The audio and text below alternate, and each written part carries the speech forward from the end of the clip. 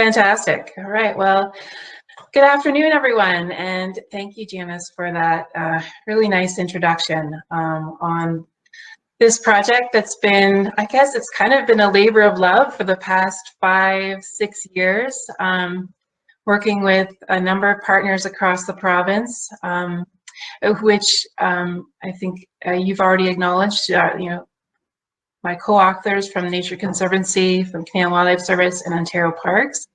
I also want to acknowledge you, Janice, for all of your technical advice and support in helping us get this project off the ground in the early days and continuing to just always provide, always to be available to us for expert opinion and advice. And it's been very much appreciated over this long haul that this project has been. I also want to acknowledge as well the Long Point Phragmites Action Alliance, which encompasses many partners that are part of this initiative as well, and certainly the technical support of the OIPC and the Ontario Phragmites Working Group as well. All right, so next slide, please.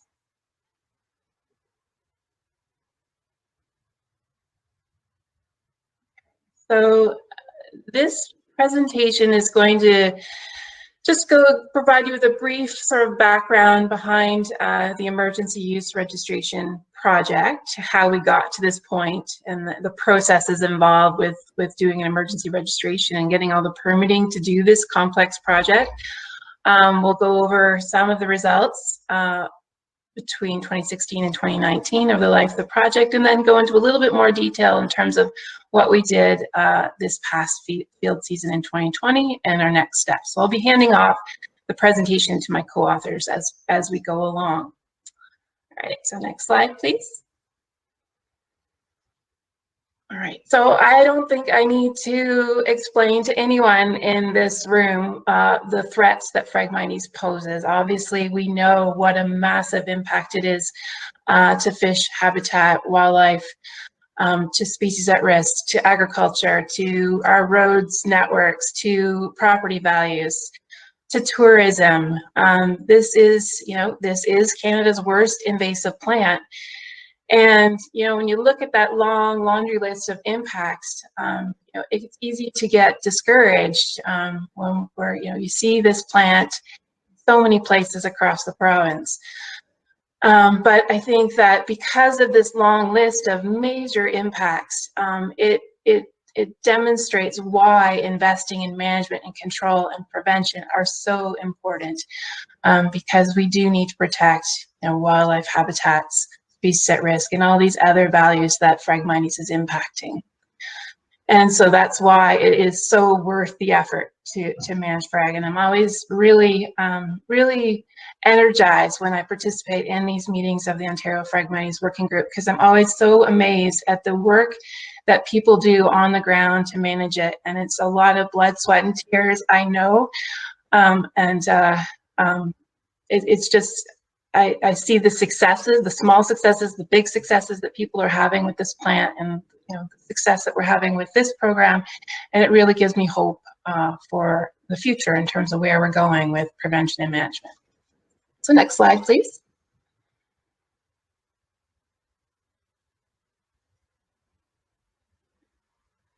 All right, so taking us back to Long Point. So this is a slide demonstrating the distribution of Phragmites in 2015 when we started this project. Although I should say that there was a number of efforts that were undertaken to address Phragmites at Long Point prior to this. And some of them were meeting with some success, but the challenge was, and the challenge that still exists today, was the lack of a registered aquatic herbicide tool that could be used to help with management efforts for Phragmites. There was you control it, but then it would come back, and it was significant challenge. So in 2015, we mapped the distribution of Phragmites as being about 1,300 hectares. That's probably well under estimate of what it actually was, but that's with the best tools we had available, that's what we calculated the distribution to be. Okay, next slide.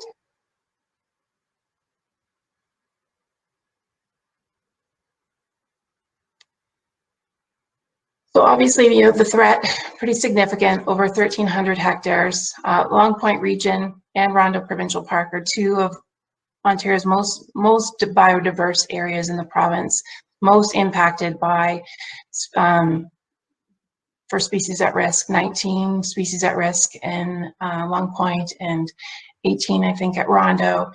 And so it was, you know, if we didn't take action and serious action to address frag in these locations, we knew that we were going to lose some of these species at risk habitats. So the purpose of the project, and sometimes we get lost in our communications associated with the project, is, you know, it's a Phragmites management project, but that's not the purpose. The purpose isn't to manage Phragmites. The purpose is to restore these wetlands. Is to recover species at risk habitats. And that's kind of needs to be kept as sort of our forefront objective. So in implementing this project, we're looking at a number of we've applied a number of techniques, and along the way, we've done a lot of work to monitor and evaluate what the impacts of those actions are. We are working in very sensitive habitats, and it's important to be aware of the work that we're doing and how it may impact those species, as well as, you know, the objective of controlling Phragmites. And supporting the implementation of the project has been sort of behind the scenes, but in the Pan-Canadian Framework for Species at Risk Conservation in Canada. Next slide.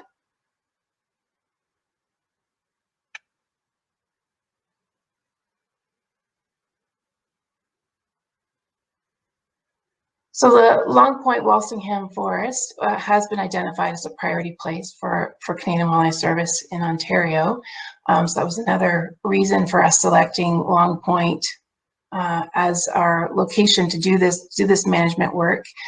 And the objective of this priority place action plan is essentially to reduce Phragmites to less than 10% of the extent, to restore habitat for species at risk and other wildlife. And by doing so, we implement frag management on public and private lands, and implement frag management in the upper watershed as well. Okay, next slide.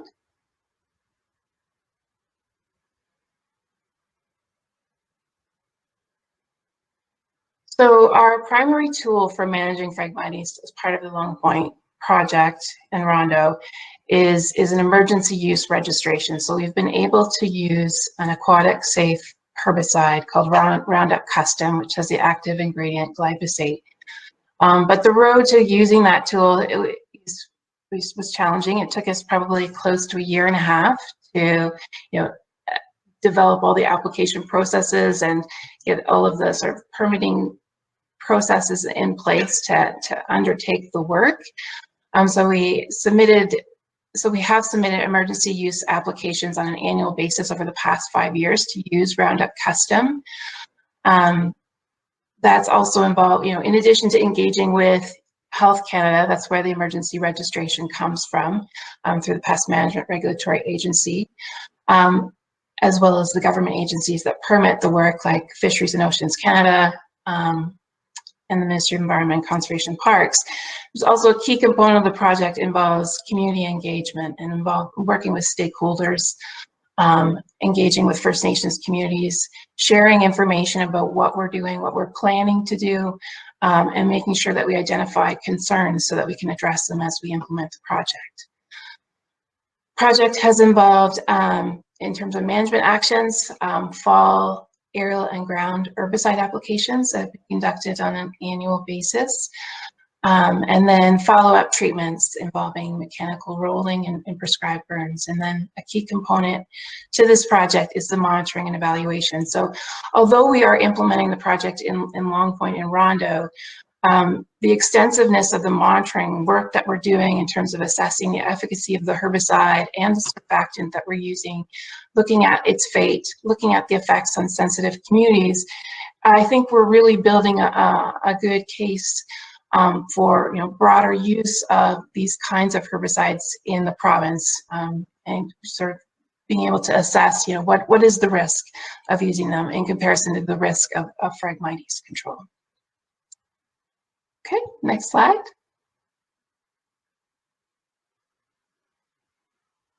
So over the past 5 years of the program, we've involved more than 25 partners in doing this work. Over 1,300 hectares of Phragmites have been treated at Long Point, Turkey Point, and the Big Creek watershed in the Long Point region, and then 120 hectares at Rondo Bay. I've already spoke to the monitoring effects that we've been doing in partnership with the University of Waterloo, which Dr. Rebecca Rooney will be outlining later on in the presentation. But my next slides, I think, are going to speak to sort of how we do the control work, and I'm going to pass over the reins of the presentation to Eric Cleland. Could you go to the next slide while you're bringing Eric up?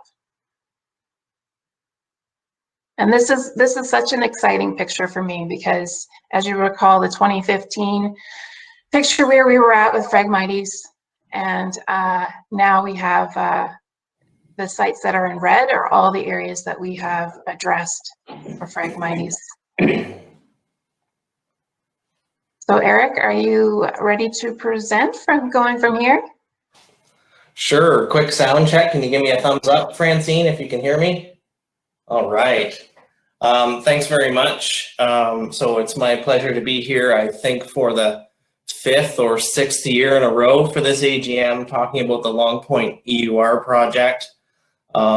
This is, in my opinion, believe it or not, the most exciting slide of the last 5 years, and that shows the culmination of our efforts of over 1,340 hectares managed in the Long Point region in a very careful and responsible way. And so, Brittany, if you could go to the next slide, please. I'd like to talk to you a little bit about how we deliver this project and our specific management approach. One of the neat things about the EUR project is it truly employs what we like to call an integrated pest management program. And so what that really means is it's an assemblage of different management techniques all used together to achieve the most responsible and efficient outcome that possibly can. And those types of techniques start very much at the highest level. Any integrated pest management program, of course, employs the most recognized pest management practices.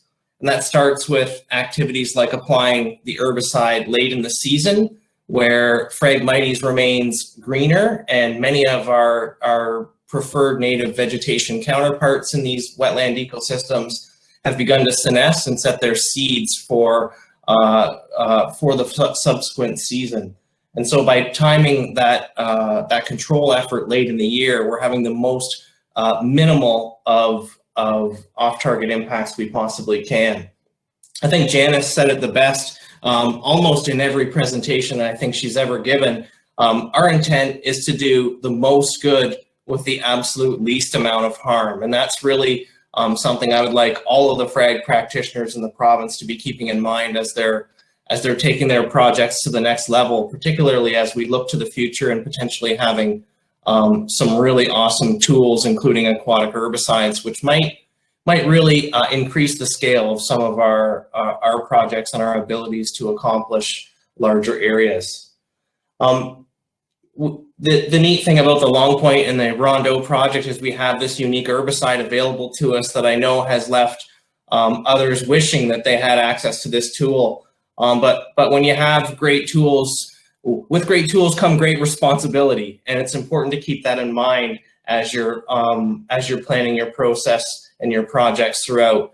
So make sure you're taking all the steps necessary in integrating a truly integrated pest management program.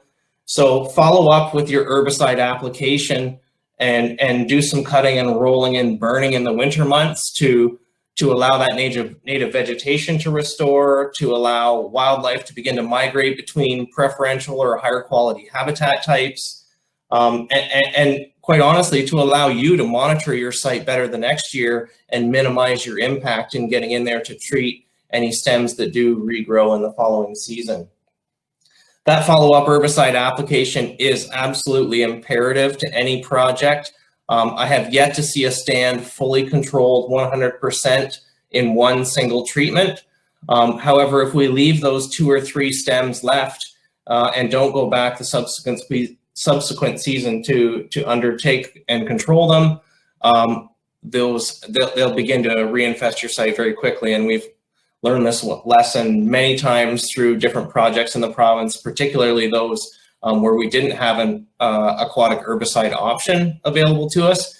We found that those plants growing in the wet sites quickly grew back on shore and invaded our terrestrial treatment sites. So where possible, that follow-up herbicide application is absolutely critical to success.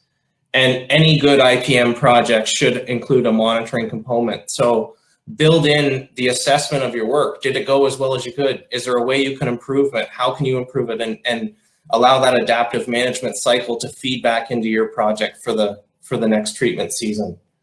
Slide, please, Brittany.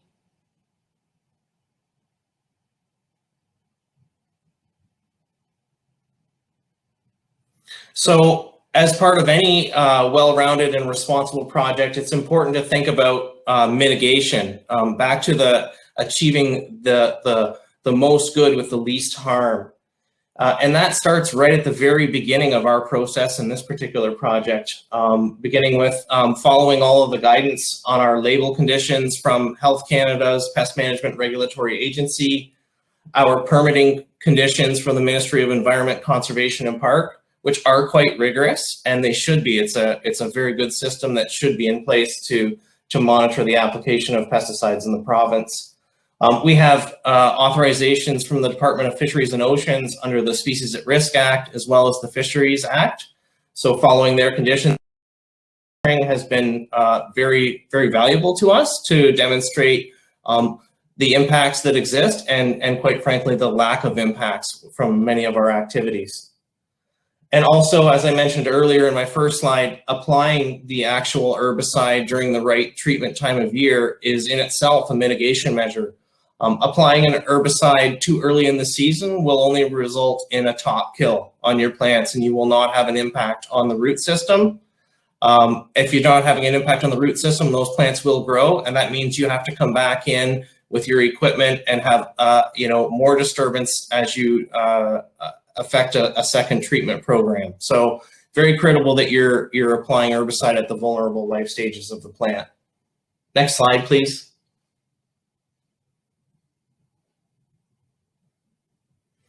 And really the mitigation continues all the way throughout the project. So once you have all of your authorizations in place, it's important that you're following those conditions. And there are numerous conditions attached to our labels and our permits for this project. The speed of the wind is very critical. It must be less than 16 kilometers an hour.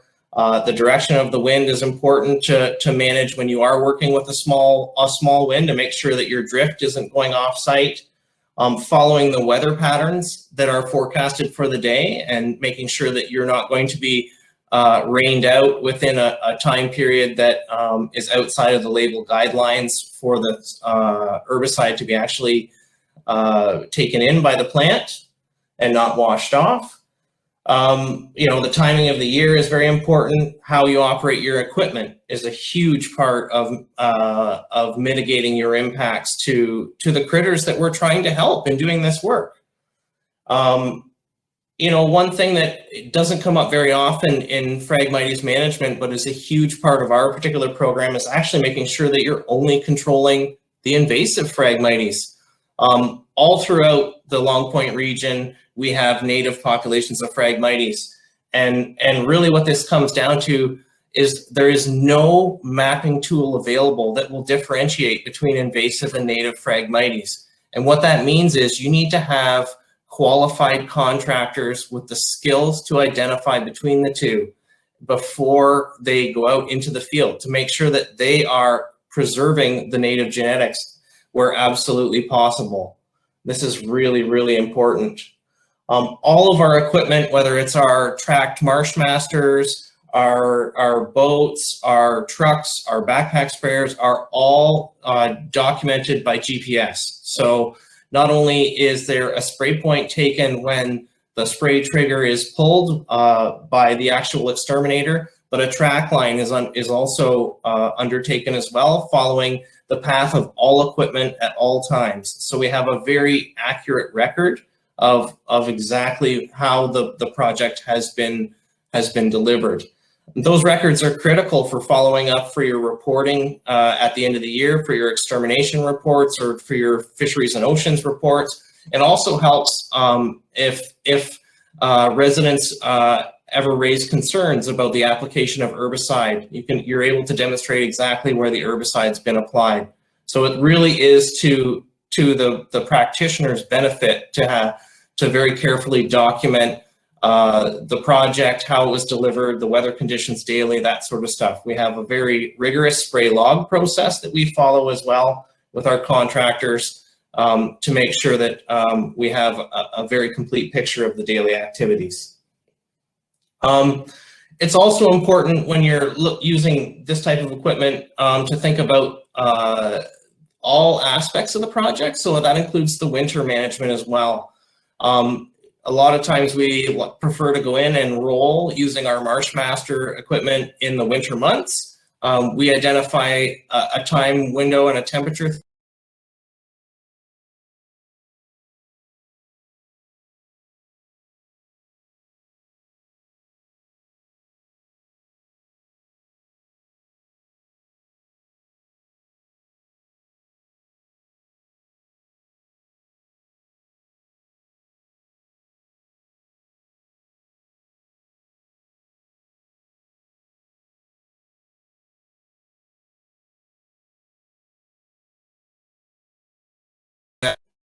to species at risk.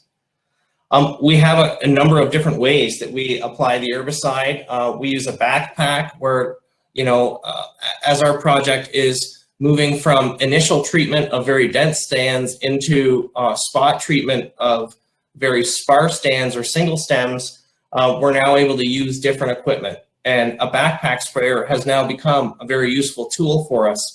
Our contractor uses a battery-operated and assisted backpack sprayer, which increases the range and reach of a backpack sprayer.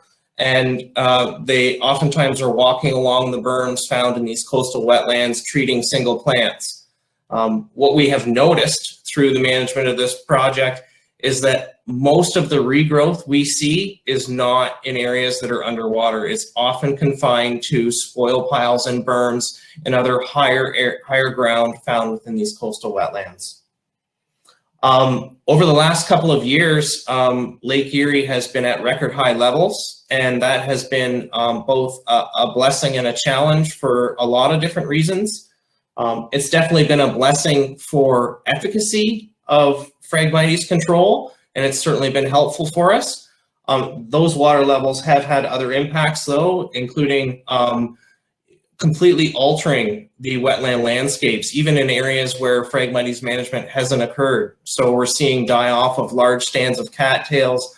Globally rare meadow marsh habitats just simply aren't in existence because they're under 2 feet of water now.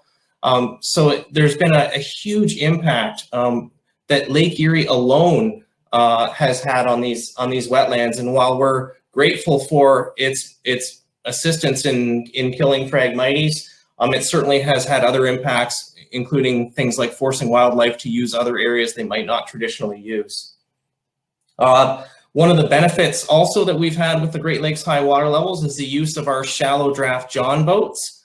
So this has allowed us to get into areas that we would otherwise not be accessible and only accessible by track machinery.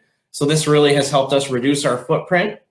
We outfit these boats with 2 retractable hose reels with 150 meters of retractable hose on them. So we can boat into an area, the exterminator can get off the boat, walk along the berms, and strategically target individual plants as needed.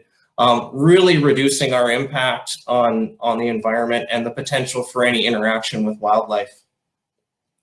And then, there are some situations where the track machinery is the only tool to get the job done in an efficient and responsible manner. And so it's really important that everyone understands on how that machinery is actually operated and used. First of all, it's a very slow moving piece of equipment. we move at about 1 kilometer per hour through the marsh, stopping and starting to treat individual plants or avoid a rubble pile or a potential thermal regulation area. So it's not, you know, the equipment doesn't race through the marsh, and it's very important that it doesn't race through the marsh. It moves slowly and carefully, avoiding obstacles and potential features that species at risk might need. The other big advantage to the layout of how a Marshmaster operates is you have the actual driver in the cab down low, and the exterminator stands up high, about 12 feet in the air above the ground. So he has an excellent vantage point to scan for wildlife or habitat features that we want to avoid, or any other infrastructure that might be out in these coastal wetlands. Our exterminator up top and our driver down below are in constant communication through Bluetooth-enabled hard hat systems. So they're able to, the exterminator up top is able to direct the driver down below if he sees something that needs avoidance. Next slide, please.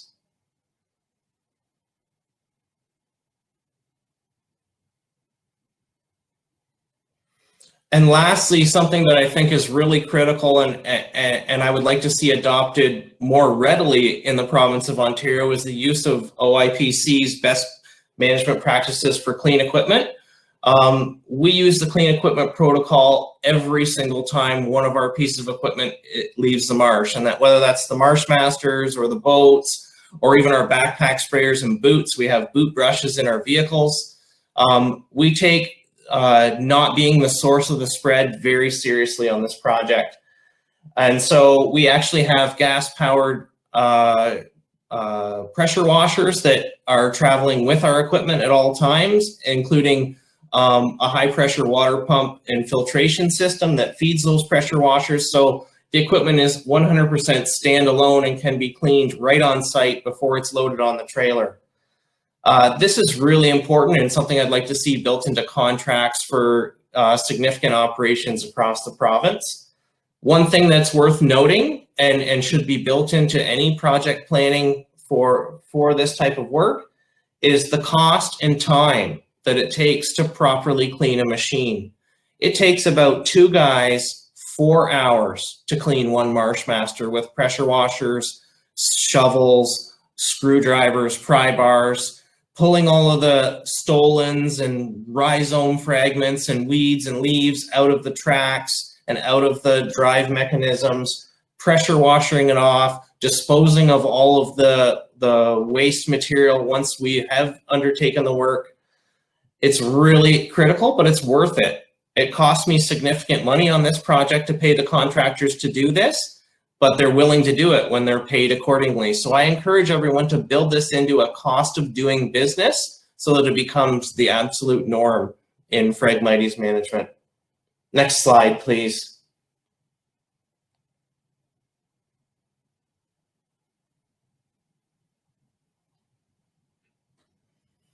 And one more slide, please, Brittany.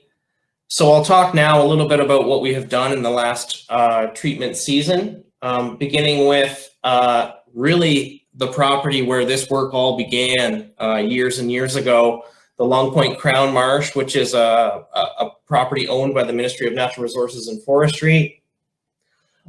This map here shows the east end of the Long Point Crown Marsh.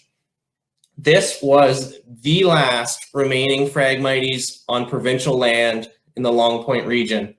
So controlling that dense area of yellow dots in the center there really marks the last significant management need on provincial or private lands in the Long Point region. So it's a huge accomplishment at the 5-year mark for this program. This area was left behind because it served as our control and reference sites for University of Waterloo's monitoring program for the last 5 years. So we had to leave it to the end so that we had something to compare our management techniques and results to. We're very pleased to see that this area is finally now controlled, and we're looking forward to doing the minimal retreatment in the subsequent seasons. Next slide, please. The other half of the Long Point Crown Marsh, or the west side, This is the part of the marsh where we've been working for about 5 years continuously. As you can see, much of the marsh is now Phragmites free. Our crews scoured the entire area, and as much as it looks like it's heavily vegetated, with the higher water levels now, much of this area is far more open and accessible by boat, allowing for very rigorous surveys and retreatment coverage. You'll see yellow dots and orange dots on this map. The yellow dots are in areas that are aquatic in nature or had another value where we weren't able to use the Amazepure-based product Arsenal Power Line. The orange dots are the Arsenal Power Line sites, so those were high and dry sites where there was no other target vegetation that we needed to worry about being 2 drip lines away from, as per Brad's presentation earlier this morning. And so what'll be really interesting to see in 2021 is the differences and changes in control efficacy between those orange and yellow areas. And I'll be looking forward to reporting back to this group next year on what our experience has been there. Next slide, please. Moving on to the private lands. Next slide, please. So the Turkey Point Wetland Complex is a group of privately owned waterfowl hunt clubs, totaling over 4,000 acres in size. I'm really excited to show you not much on this map, meaning there are very few dots because there's very little retreatment requirement in this area. The yellow dots you see at the very top of the map are areas that actually received their first initial treatment this year. Some small Phragmites polygons that were discovered in the summer of 2020. Overall, very little extra work required here. And again, we used an integrated pest management approach. So we're using a variety of tools on these sites. We have dry berms where we have used Roundup Weather Max, which I guess in the future will be Roundup Weather Pro. We have dry berms without any tree cover or other non-target vegetation, where we have used Arsenal Power Line. And we have wet sites where we had to use Roundup Custom as the only option for those sites. As you can see, hardly any dots in the middle of the marsh. Basically, again, where we have high water levels, we're seeing very little frag regrowth. Next slide, please, Brittany.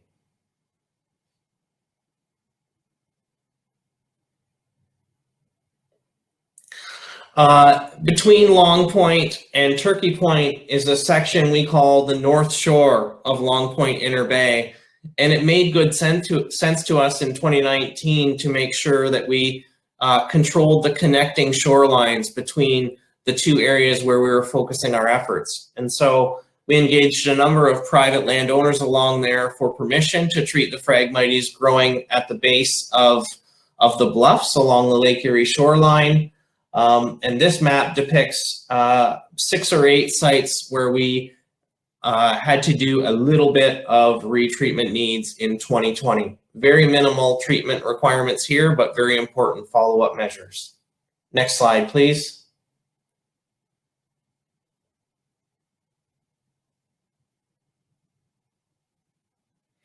The Lower Big Creek watershed is home to an expansive coastal wetland complex. These are properties that have been participating in the program since 2017. Again, primarily dominated by private waterfowl hunting clubs. And you can see just a little bit of retreatment needs almost exclusively on terrestrial terrain rather than aquatic sites. Again, it seems to be that killing deep into the root systems on these very established berms and spoil piles along the edges of channels and wetlands is by far the biggest challenge in achieving 100% eradication at these sites. Next slide, please.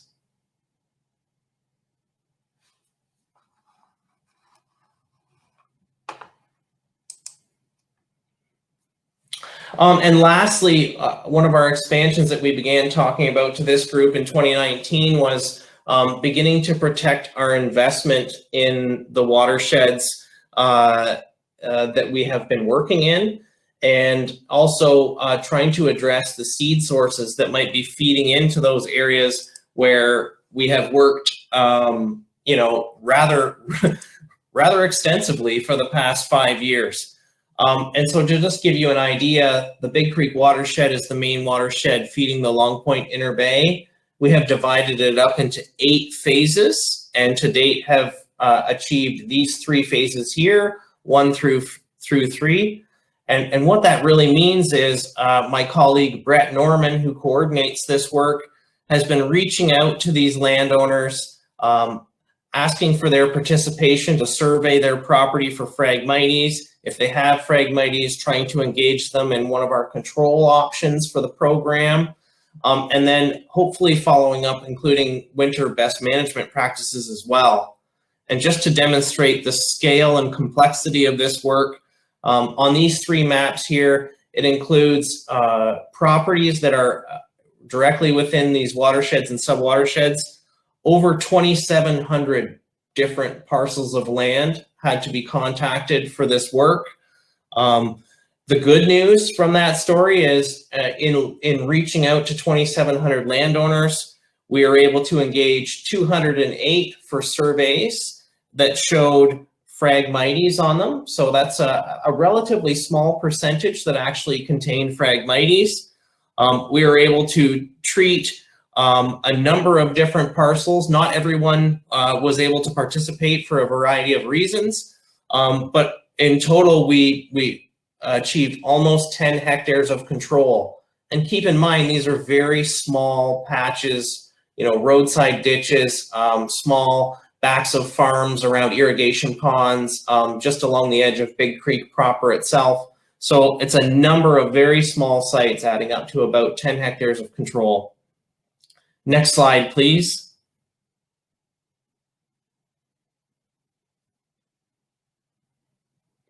Of course, it's important to engage as many people in delivering a truly landscape scale Phragmites control program. Francine mentioned at the beginning, our thanks go out to the Long Point Phragmites Action Alliance. There are some critical members within that alliance that help us ensure we're doing a very thorough landscape delivery of this program. One of our biggest partners is the County of Norfolk itself, both through their drainage program. They are now dealing with Phragmites on all of the municipally owned agricultural drains in Norfolk, of which there are miles and miles of them. In addition to that, they're also engaged through their roads department as well. And we have now controlled all frag on every roadway within Norfolk County. And not just municipal roads, but in partnership with MTO, we have been able to, under contract through James Corcoran, deliver Phragmites control on the provincial highways that pass through Norfolk County as well. So really, it's a very comprehensive control program that's come together, you know, rather organically over the years. The next steps have sort of aligned themselves with our vision, and we're very pleased at the outcome. I don't think we can quite call Norfolk County Phragmites free yet, but we are getting awfully close to it. Next slide, please, Brittany. At this time, I'd like to turn it over to my colleague, Heather Braun. Heather's going to talk about the management on the federal lands in the Long Point region. And Heather is a habitat biologist with Environment Canada and has been working on Phragmites for, I think, approaching 20 years now, previously with the Great Lakes Commission and Ducks Unlimited, and now with Environment Canada's Canadian Wildlife Service. Over to you, Heather. Thanks, Eric. Can everyone hear me?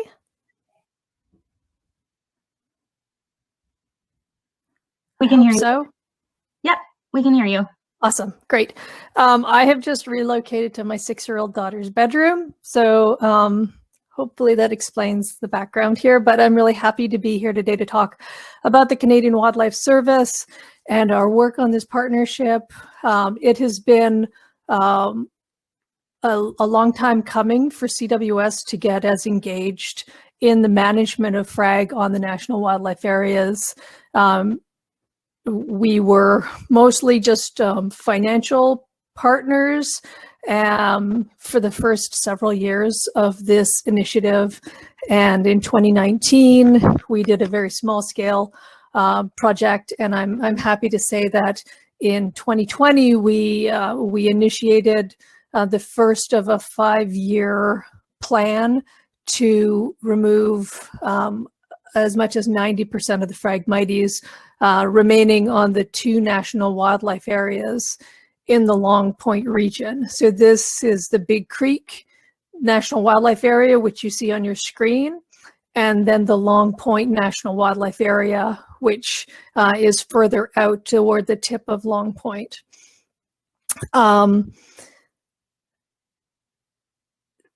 This first year, 2020, we had planned to do about 115 hectares of treatment at Big Creek, and then the Han unit, which is just off screen to the west a little bit. We treated using the herbicide glyphosate under the emergency registration, both by air and by ground. In total at Big Creek, we ended up treating about 57 hectares, and we need to come back next year and treat an additional 56 hectares. And so, you know, as Eric mentioned, we're very cognizant of how we do treatment. And so at Big Creek, we had a buffer around our property line of about 125 meters. And so within that 125 meters around our property line is where we treated by ground. And the areas more toward the center of Big Creek were sprayed by air. We do have some pretty significant areas that you'll see here in orange within the other area that's red, which is the treated Phragmites that have not been treated. And that's because of some ongoing research that we have. These are control and reference sites that will be untreated for a while, but using the best management practices, we do have a pretty substantial monitoring protocol as well.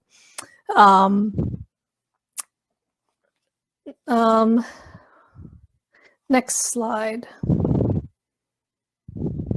please. We also managed at the thoroughfare unit. This thoroughfare unit of Long Point National Wildlife Area is located directly adjacent to Long Point Provincial Park. And again, you'll see that there, the area of Phragmites remaining is in orange, and the area that we treated is in red. So we do have quite a bit more work to do. And we plan to come back and do that in 2021. I also wanted to mention that we have an ongoing monitoring program. We've worked a lot with Rebecca Rooney at the University of Waterloo, who will be speaking next, as well as working with our internal staff and protected area staff at the Canadian Wildlife Service. And in addition to monitoring the Phragmites that is being killed as a result of the implementation of best practices, we're also monitoring for the emergence of new vegetation, so what comes back after the treatment. We're monitoring the effect of the treatment on birds and amphibians through the marsh monitoring program. We're monitoring fowler's toads, as well as species at risk vegetation and species at risk herps. So we're doing quite a bit of research. And as Eric mentioned, you know, we're very cognizant that on a national wildlife area, we have to go through all of the same permitting process as the province does and as a private landowner would, but we also have to go through the Species at Risk Act. And it's one of the reasons that national wildlife areas were established were to protect species at risk. And so we really have some very narrow windows within which we can do this work to ensure that we're not impacting any important life cycle stages for species at risk. And so it's fortunate in a way that the best time to apply herbicide for Phragmites is in the fall. If the best time were to apply it in the spring, that would be a pretty significant issue, as that's when birds are nesting and that sort of thing. But in the fall, a lot of those species have migrated. A lot of other vegetation has senesced. So it's pretty good luck that that's when it's the best time to manage frag. I'll also say that in addition to using the herbicide, we use the best practice, and we hire contractors to go out and knock down the standing vegetation in the winter time. Knocking down that vegetation, as Eric mentioned, is really important because, again, the purpose of this work is not just to kill frag, it's to restore habitats for wildlife. It's to have desirable native vegetation reestablish. And if we have 5-meter tall dense Phragmites dead in an area, we're not going to get that new habitat restored, and wildlife still will not be able to access the areas dominated by Phragmites. So we have a contractor actually mobilized now, except that they're offline while the lockdown is on, but they're actively rolling the Phragmites that is dead, so that next summer we can see if there's more Phragmites, new Phragmites emerging that we'll be able to treat, and to allow animals to move, and to allow new plants to establish. So this is the work we've done to date. Next fall, so fall of 2021, we plan to go back to both Thoroughfare Unit and Big Creek Unit and treat the remaining Phragmites, with the excluding some of the control and monitoring sites. And we also plan to expand out to Squires Ridge, which is just an area within Long Point National Wildlife Area, just farther down the tip. And hopefully next year we'll be treating about 250 hectares. In 2022, we plan to move farther down and treat the rest of Long Point. And the 2 years following that, we know that we'll need to come back and do a retreatment. And so those will be our retreatment years, to be sure that the Phragmites we've managed is staying dead, and that we're targeting any regrowth that may be occurring. So CWS is, we've been a proud supporter of this work, and now we're proud to be part of the team actively implementing the work and making a change in the landscape, and making sure that the frag on the national wildlife areas isn't going to move into the areas that has already been managed by the province and Nature Conservancy and the private landowners. So we appreciate Eric and Francine and all of their experience in bringing us along for the ride, and happy to say we're seeing some progress. So I think next slide, and we'll move over to hear from John at Parks. And John is at Rondo Provincial Park and has been there for many, many years and involved in detail in this project for the last couple of years. So John, I'll turn it over to you for now. Thanks. Thanks, Heather. Brittany, if I share my screen now, bring up my own PowerPoint, that works.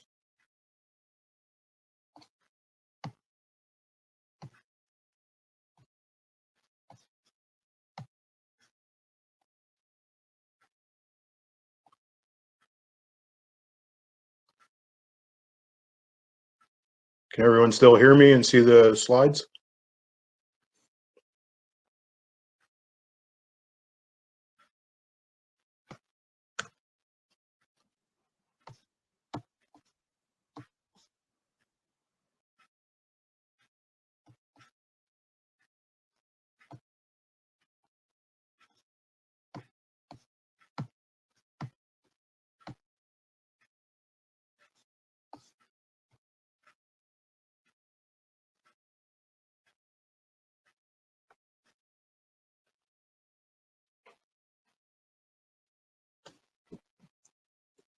I'll assume everybody can still hear me and see what's going on. I'm just going to do a quick synopsis of what's been going on here in Rondo for the last 5 years. We started out as sort of the little sister, little brother to Long Point on the emergency use registration.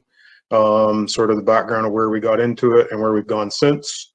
This is just a photo on the right-hand side, a caterpillar that I noticed one day when treating frag. Henry marsh moth. I got excited to see something that was actually treating frag and something that was actually eating frag. I got excited and contacted a few people, and they said, yeah, not to be too excited, but that eats just about everything. So sort of a quick synopsis of what we've done to date, some outcomes that we've noticed, and some obstacles that we have yet to overcome. For 2020, the 2 areas in red are the areas that we've treated. It doesn't look very impressive when you compare it to the size of the park. Part of the reason for that is the issue that we deal with in terms of how we're currently treating. As Eric talked to, one of the most important tools is a backpack sprayer, and that's more or less what we've been using the last couple of years. You can see sometimes working off a ladder in the marsh isn't the most conducive way to treat frag. Some of these areas are very difficult. You're down, you need to get up on top of the ladder in order to see where you're spraying. Some of the other limitations besides physical are the opportunities to spray. So if you look at our general permit, the permitting that Robin spoke to earlier, we apply for the license to spray here. I have my aquatics applicator's license, exterminator's license. So they issue the permit for me to spray within the park. Permit outlines the dates that you can spray from. So for us, you're looking at middle of August to end of October. So you have 77 days already. You're down to out of a year to treat frag in terms of BMPs. Once we remove weekends for heavy park use, so camping, hiking, etc., and we remove peak camping season and holidays, we're down to 38 days left. Then you start to factor in those weather conditions that Eric spoke to, appropriate weather in terms of wind and rainfall. So this past season, we had about 9 days in which we were able to spray, some of which we couldn't due to constraints on camping Fridays in terms of notifications. One of the conditions Bill spoke to on permitting too for Roundup custom use was contacting people in terms of notifying within the area of spray. So for us, that includes 200 residents outside the park, 280 cottages inside the park, 250 campsites that could be occupied, and anybody who's coming into the park that day. So it gets to be rather labor intensive. So we ended up with 4 spray dates. Sort of looking back where we started, we got on board with the aerial spraying. I believe there was initially 600 or 700 hectares done between Long Point and Rondo, and we did about 100 hectares aerially.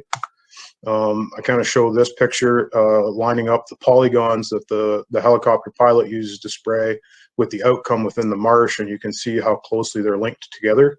There's another slide that sort of shows someone had asked questions about the overspray and the effect on native vegetation. The idea in setting these polygons is to limit the amount of overspray and impact on things other than Phragmites. So here's kind of an example picture. You can see a line in the sand sort of drawn between the frag that we sprayed and the area that we didn't spray because it was too close to other valuable habitat. One big recovery notice has been a lot of wild rice has taken the place of that treated Phragmites. So there is native vegetation in that seed bank. 2017, we got kind of the Paul Revere approach, 2 if by land, 1 if by sea. We had hired an independent contractor to come in, had tracked equipment to get in close to cells from access points along trails and as close as we could along tree lines. You can sort of see the outlined areas there, and then also had an airboat that would allow us to access points that vehicles couldn't get to. Some of the neat things about getting to work here at the park and getting out is to see the habitat and the creatures that use it. The first evidence I'd seen of beavers in the park since I've been here. Just other things that you have to keep in mind, as Eric said, you have to move slowly through the areas you're treating to avoid those impacts. Areas of success, we had pretty good results in terms of where we sprayed, directing the spray. You can sort of see the map from the bottom is the 2020 spray treatments, and the reason that the shape of the polygon looks like that is it relates directly to the spray work done in 2017. Those arches, those semicircles were as far as the spray boom would reach from the trail, and the rest of it had to be done from backpack this year. 2018, it was kind of a follow-up to what had been done the year before, trying to extend in past those spots that the machine couldn't reach. So the north end of the park there, you can see the picture is the extent of where the spray reached, and then there's still Phragmites in beyond that. So that's where we would access it with a ladder and a backpack. The cell on the right, or on the bottom now, and the area on the right is a section on our beach. The importance in those ones lately have been the reemergence of more Fowler's toads in terms of Fowler's toads monitoring program. Every year, usually 2 to 3 nights in the summertime, zone staff, NHE staff go out and just monitor the population. This map sort of shows points where they've marked. Every time they find one, they'll mark it compared to where it was the time before. There's all kinds of marking methods. They use black light dye now to keep track of which toads are which, and it's well beyond from when I used to do it. But the thing to take away from this is after the treatment, the numbers of toads found increased in both years following. So that kind of drove our 2019 treatment to keep working on those areas that Fowler's toads would use as breeding ponds further down the beach. In 2019, we were able to treat a little bit more. We borrowed a piece of equipment from the zone, from Ron Gould, our protected areas specialist out of the Southwest Zone. He has what he calls the buggy that he can tow in dry areas. So we were able to use it along the edge of some of these overwater sites. As I told him before, if anybody needs to test a piece of equipment, I'm the person to do it. It's okay in 2 or 3 inches of water, but it's not okay in 12 inches of water. But the buggy was handy because you could spray from both sides. You could spray from one boom or the other, so it was good for doing the perimeter of some of the smaller cells we worked on.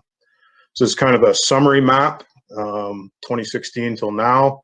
The big one to take away is everything that is in green has not yet been treated, and the biggest reason for that is accessibility. You can see a lot of the frag colored cells here. They're in spots that are not easily reached by land because of the water you have to cross to get to them. They can't be sprayed aerially because of the proximity to trees. There's limitations on where the helicopter can fly. So some of the challenges going forward, the permitting that Robin talked about in terms of applying to MOECP for appropriate permit licensing. The timing windows, a few people have spoke to. There's windows in terms of when you can apply chemical based on fish populations and migratory birds. And then, as I said, the amount of notifications we have to give out. Logistics in terms of staffing and mapping, equipment and funding. Just as an example, in the 5 years that I've been doing this, all of my maps look a little different because we've gone through about 6 different GIS techs who do the mapping out of the zone. But each one of them has been more than willing to help.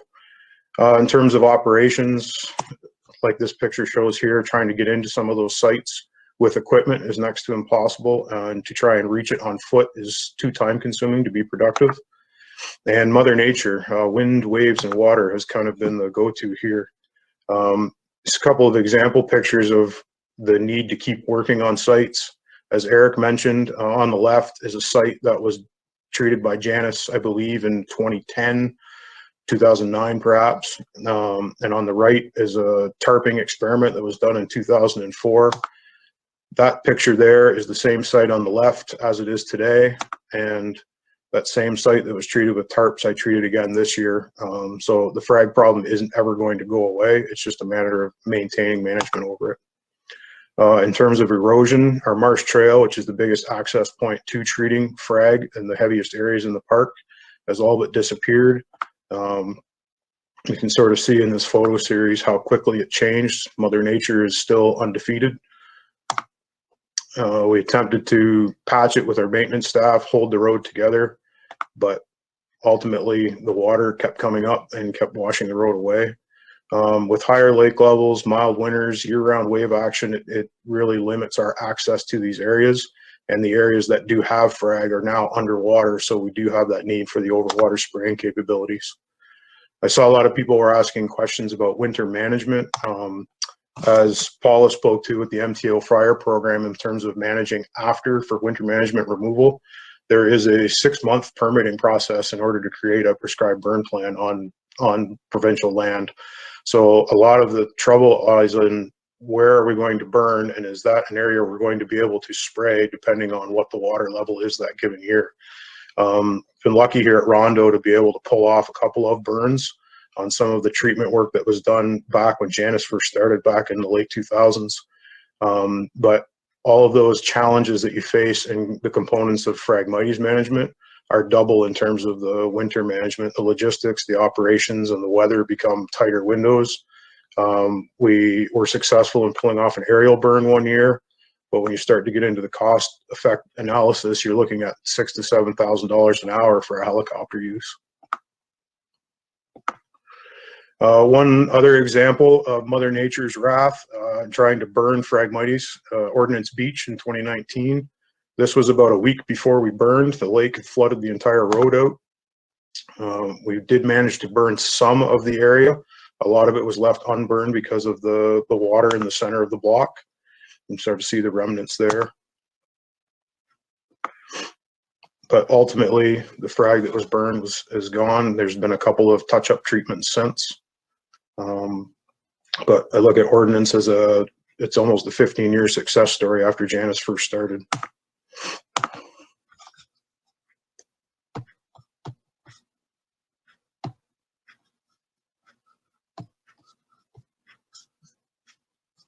And I think that's it. Hopefully it went through.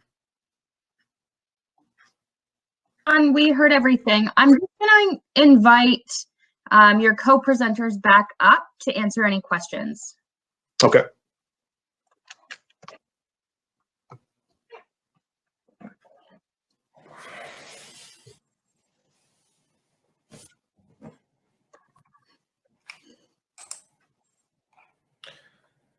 So I have tried to address a number of these questions from the Q&A directly in the chat.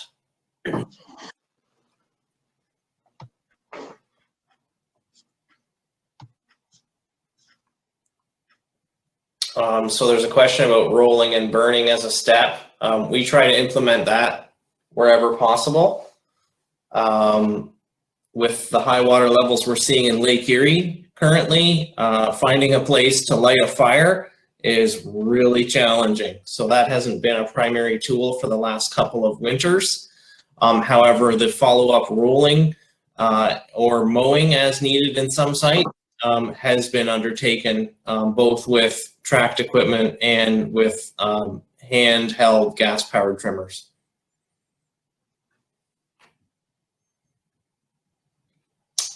Regarding the resources that list wildlife considerations and timings taken into account, I haven't fully reviewed the new BMP document, but I'm hoping that that addresses some of that.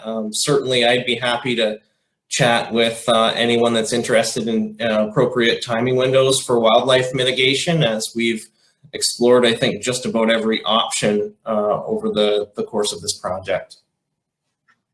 Yeah, and I'll jump in there too, Eric, with respect to the Canadian Wildlife Service and our Species at Risk Act permit. We have 46 terms and conditions that guide our work, and a number of those are related to timing windows for species, as well as specific buffers around certain species. So we cannot work within 5 meters of a species at risk plant or known habitat, or like where there might be an actual species at risk. And so the permits themselves provide a lot of guidance on when you can do work and where you can do work. And you know, we are working within a pretty limited time frame. The rolling activity that we do within the winter has to occur within very specific temperature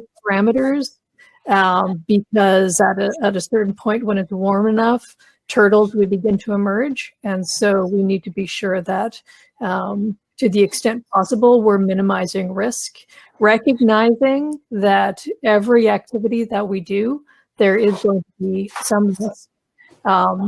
And we'll do our best to monitor those. And we do know that the implementation of the frag management is providing benefits to the species that we want, but we do need to be very cognizant of potential risks. You know, the other side to that too, Heather, is keeping in mind that while there's risk to the activities, there is a gigantic risk to inaction. And that's what's led us to the situation that we're stuck dealing with now, is decades of inaction of Phragmites management in these areas are forcing us to you know, pull out all the stops to try and restore these coastal wetlands and species at risk habitat.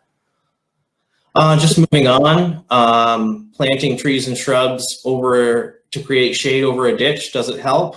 Honestly, I don't know, because I haven't done that myself yet. I feel my gut tells me that it's probably not an overly strong strategy, just because the growth rate of your average tree or shrub is much slower than that of Phragmites. So even one single stem will likely outcompete and outgrow that vegetation rather quickly.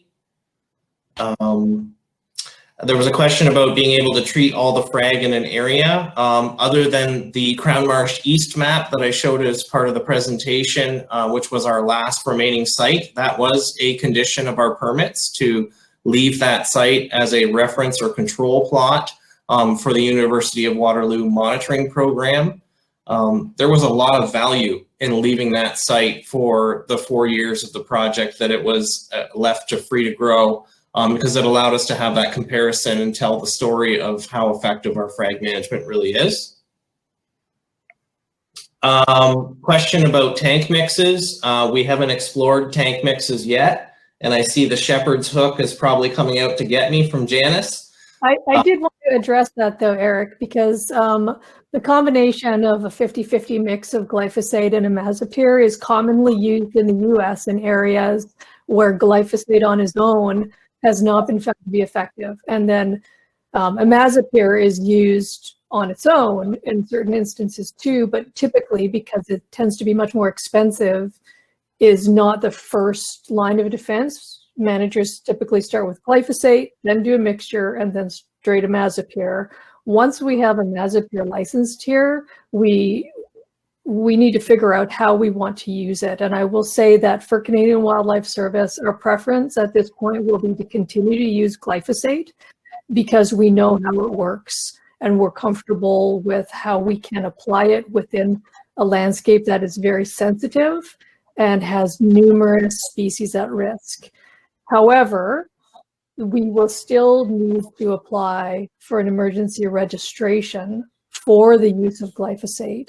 And it remains to be seen how the Pest Management Regulatory Agency will respond to that request if they've already licensed an herbicide that is known to be effective. And so that's something that we're still working through and do not have all the answers for at this point.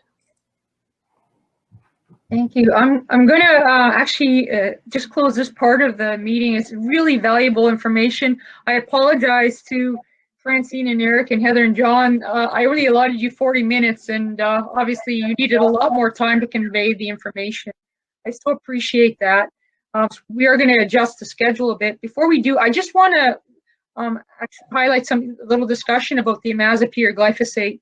Why it's just so critical that we have both of those active ingredient tools available to us. And the one, it was actually kind of mentioned a little bit, but you know, if you can hit your cell with the glyphosate product first, and then go back, follow up the second time, if you go back the third time and you still have active frag, switch to the imazapyr. So there's that value in having that additional tool there available. And so that's why I'm really, really hopeful that we will have both aquatic versions available for our tools. But in the interim, using Habitat Aqua to the best of our abilities, at least outside of the Long Point. It gives the rest of us some opportunities. But what's going on down in Long Point and Rondo, kudos to all of you and your partners. It's just an amazing project. It actually shows what can be done with a collective concerted effort and how much effort is required. So yeah, I just really want to thank you all.